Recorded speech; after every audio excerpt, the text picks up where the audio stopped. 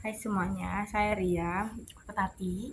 Kita dari kelompok 7, kita mempresentasikan tentang virus Ebola. Oke.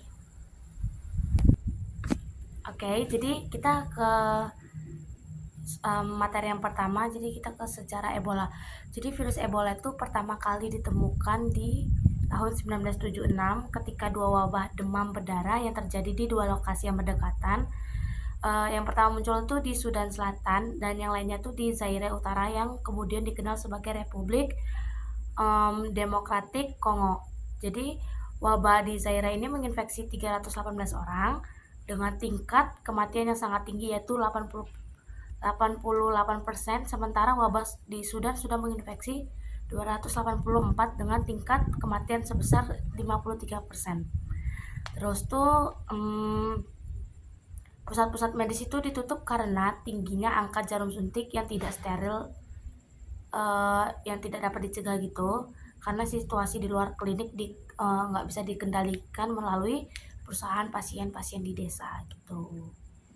Oke. Kemudian ada nama virus penyebab Ebola.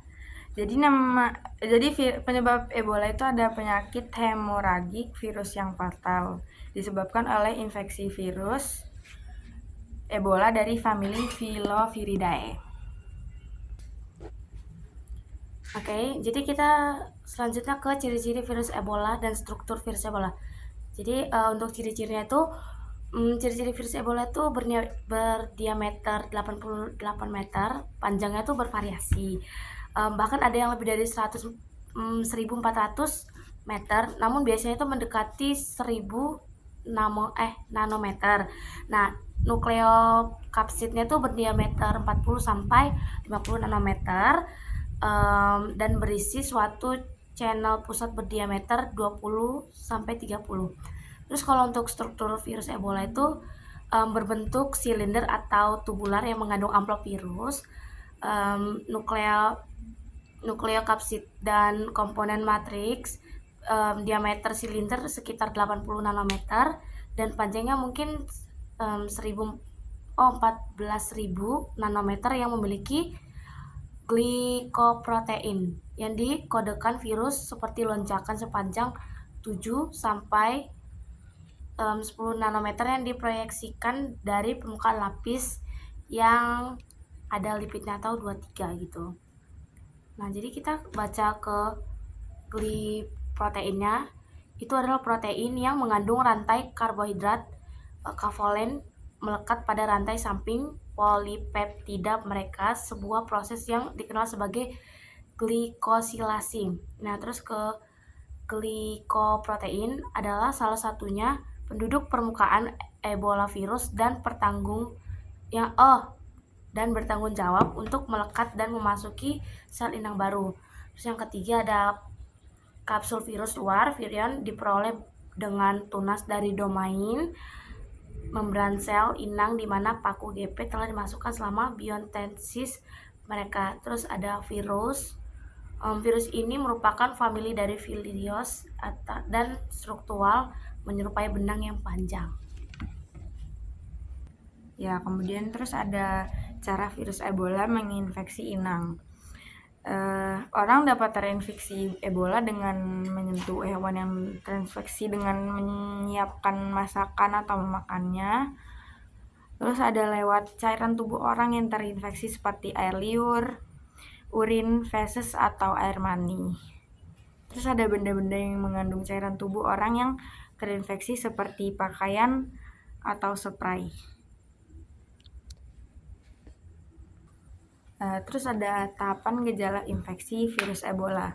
Pertama tuh gejala virus Ebola ini didahului oleh demam yang tiba-tiba, sakit kepala, nyeri sendi dan otot, lemah, diare, muntah, sakit perut, kurang nafsu makan, dan pendarahan yang tidak biasa.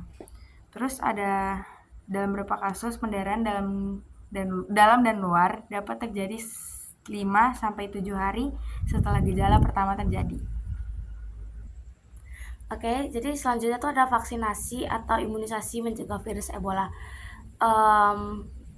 Jadi salah satu vaksin yang disetujui oleh Badan Pengawas Obat dan Makanan AS atau FDA untuk pencegahan penyakit virus Ebola tuh namanya tuh RVSV Zebov. Tapi tuh kalau menurut internet yang saya baca, sebenarnya kalau untuk vaksin virus Ebola tuh belum bisa ditemukan, tapi tuh ada yang buat mencegah gitu. Nah, yang buat mencegah tuh ini yang namanya RVSV Zebov. Jadi ini untuk mencegah, tapi kalau untuk vaksin menyembuhkan itu nggak ada. Oke. Oke, next ada cara kerja vaksinasi untuk mencegah infeksi virus Ebola. Jadi cara kerja vaksin Ebola itu disuntikan ke penderita virus Ebola.